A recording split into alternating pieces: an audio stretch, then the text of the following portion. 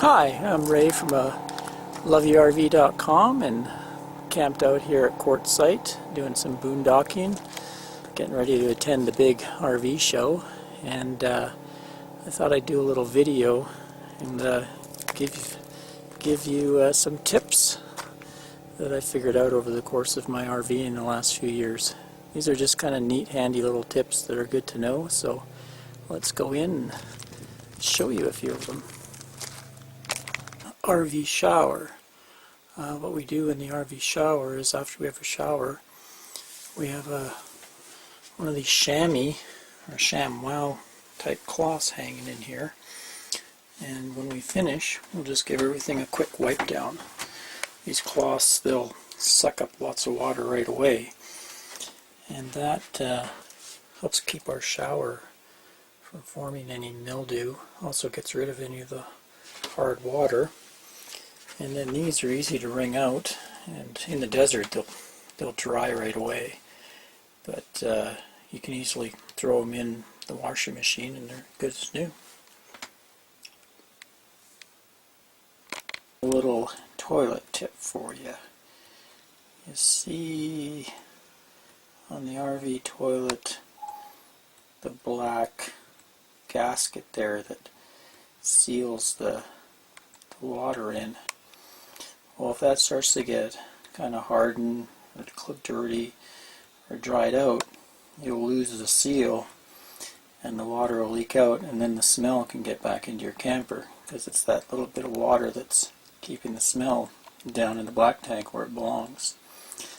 So if it begins to leak, I found the best solution is to get something called plumber's grease.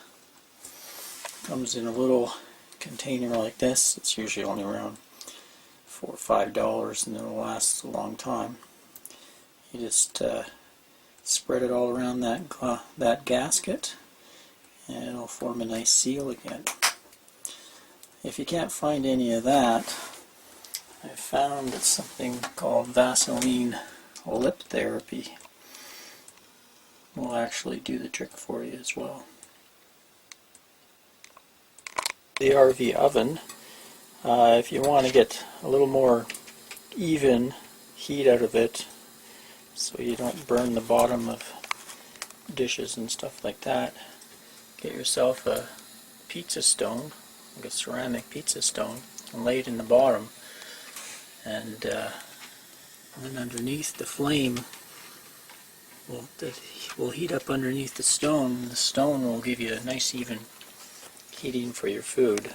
Before I put that stone in there, a lot of the dishes I would make, like chicken and stuff, would burn on the bottom. Now I get a nice even cooking on my baked goods. So that's a quick tip for you for the oven. Of course, we never take it out, so it's sort of had a few breaks from bumps and lumps, but doesn't really make any difference. I discovered when our RV was infested with flies. We were in an area where there's flies like crazy, and there must have been like 8 or 10 of them in the RV, and they're hard buggers to catch or kill. So you can run around with a fly swatter or a newspaper, and then you end up splatting them and getting everything messy where the fly guts are smushed on the wall. So the trick I found was Windex. You put it on a fine spray, you get close to the fly, and it sends out a pretty good pattern, so it hits the fly, and I guess sticks to their wings, or the ammonia in it kind of temporarily knocks them down. They just basically fall to the ground. Grab some Kleenex and you can just put them in the garbage. No muss, no fuss. So just need a quick spray like that. Give it a try next time you have some fly problems. I have no tip that will help you stop the dog from hogging the couch, but if you come across one, let me know. The space in the cabinets in the kitchen and any other cabinets in the RV by using these wire baskets and holders you can get really cheap at Walmart and Target, that sort of store. So, you know, there's one, keep my aluminum foil wrap. Up here allows me to use this high space up here. I use it for lightweight stuff like Tupperware and dishes like that. But we'll use them for towels and clothes, and it just helps use every bit of space in the RV. To defrost the RV freezer a lot faster. You can see a lot of times frost will build up on the back of your freezer, and rather than try to chip it away or wait and let everything warm up, bam, hair dryer. Doesn't take very long for a hair dryer to melt that.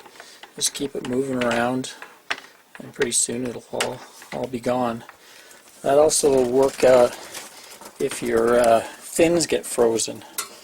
There was a time that mine developed some ice back there, and in no time a hair dryer melted that away. So there's a little tip to help you quickly defrost your fridge. The rig cool when especially when you're boondocking and you can't use your air conditioning like we are now at a quartzsite here. Get yourself some of this reflective bubble insulation.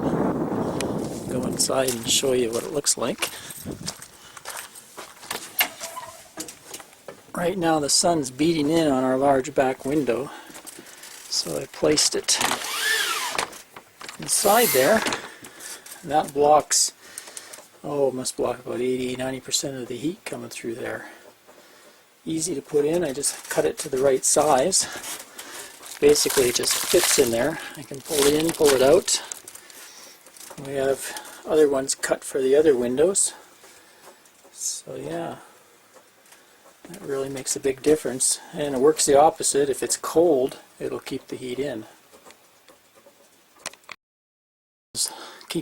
Keeping your rig cool in summer or warm in winter is to block these vents. You find if it's really hot, a lot of heat will come through those vents. We have 3 of them in here. So you get these, they call them vent cushions. They're just basically foam. You can buy them at a lot of the RV parts places. And you just jam them up there. You'd be surprised how much cooler the rig will stay. Or conversely, in the winter time, it'll keep it a lot warmer. The only thing, if you're in a really moist environment, like it's very wet out and there's a lot of moisture in the air, it may trap too much moisture in your rig by not having those vents open, and you can get condensation on the walls. So you just have to decide. If you're in the desert, it won't make much difference, but if you're up on the coast, especially like Pacific Northwest, you might not want to block your vents too much. This one's to do with ants. We had an infestation of sugar ants when we were traveling through Florida, and they were in all our cupboards and marching around everywhere. So we found this was the best stuff. We got rid of them within a week or so. It's Raid Ant Killer, and it's just sort of a sticky little liquid you just put down, and they love it. They come and eat it, and then they take it back to the colony, and it kills the queen. So if you have any colonies living in your RV, it'll get rid of them. If I'm in ant territory, I'll go and put a few drops on all the access points. Like one is the electrical cord, so you know, I'll just put a few drops up on the electrical cord. I'll put them around on the tops of the tires, where my water hose goes in, stuff like that. And that gives them some food to go back and kill the colony, and we don't get ants. Requiring water, when you found a spigot or spout that doesn't have the proper threads, or maybe no threads, if you want to get water out of it, you get yourself one of these things called a water thief or a water bandit. That's what this rubber end piece is. It screws on. I looked for this after one national park I was in had no threads, and I ended up duct taping it on, but that was quite a mess, didn't work too well. This works really well. Allows you just to press on there and get a good seal, and then you can get water from almost any spigot. Oh, and here's a tip for getting the bugs off the front of the rig. It's not too bad in the desert where I am now. I don't get much bugs when traveling, but up north, or especially in the summer, anywhere where there's a lot of flies and mosquitoes and bugs, you travel down the highway for any length of time and you're going to have carnage on the front of the RV. So I found two ways to combat it. One is to make sure I actually over wax the front of the rig, so I get a nice slippery surface on there. I use really good quality wax and do it a few times, so when the bugs do get on there, they're easier to get off. And this is the secret to getting them off. The easiest that I found is these bounce dryer sheets. They're made of just enough of abrasion. You wet down the front with water, and then you just wipe, and if you have a good coat of wax on them, they'll just wipe right away. And you can even put them, if you want to get up high, you don't have to kill yourself with a ladder. Just with your wash brush, just press it against there, and you can get up really high and get all the bug stuff off the front. I find if you stay on it, it makes it easier to get them off. You'll have a nice shiny rig front.